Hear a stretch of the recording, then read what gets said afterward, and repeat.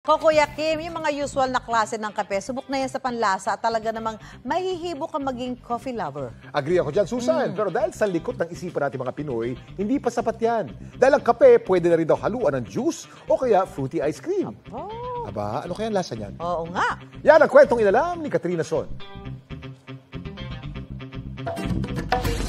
Can't get enough of coffee o gustong i-level up ang pagkakape? Siguradong mapapadalawang isip ka if it's worth a sip sa kakaibang kape na pinipilahan sa Binondo, Manila.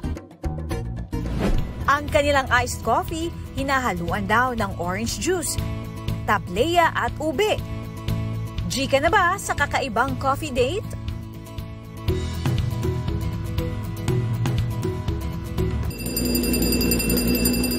#PayItForward ang naging inspirasyon ng magkasintahang Paul at Jeanette.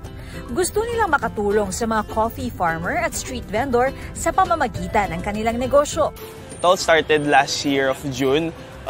We decided to sell coffee grounds muna. Kasi nung nag-visit kami sa Baguio, we met some few coffee farmers. Why not help them to market the coffee? Naisip lang namin ng girlfriend ko na why not magbenta ng coffee drinks kasi maraming tao dito pag tuwing Chinese New Year.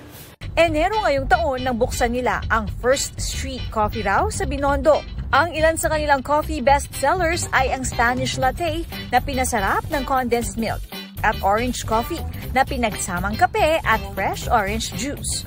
Nag-experiment kami ng mga iba't ibang drinks para sa menu namin. Nagkaroon na po kami ng traction sa social media and luckily pinagpilahan na po kami.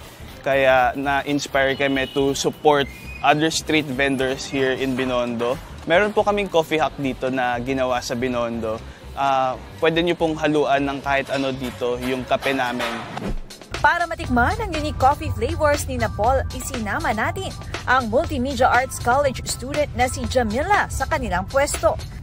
#Coffee is life para sa kanya, kaya push for a new coffee experience. Sobrang hilig ko po sa kape. Araw-araw po ako umiinom ng kape. Tapos yun kasi yung nagbibigay buhay sa akin para makapag-work ako, makapag-aral. Dahil may tuturing na street coffee ang kapeng itinitinda ni Paul. Ang pwede raw maging instant collab ng kape ang ilang paninda sa kalsada. Gaya ng avocado ice cream ng sorbeterong si Eric. Sinubukan ni Jamila ang avocado affogato o coffee with avocado ice cream. Masarap siya. Parang, andun yung, naghalo yung avocado, and yung coffee in a good way, na hindi siya weird, hindi siya matapang. Parang perfect balance yung sweetness and yung bitterness ng coffee and yung avocado ice cream. Ngayon naman, ang magbubuko na si Nestor ang susunod niyang pupuntahan. Ang sunod na level up coffee drink na tinikman ni Jamila ay ang Buko Long Black o kapeng may buko juice.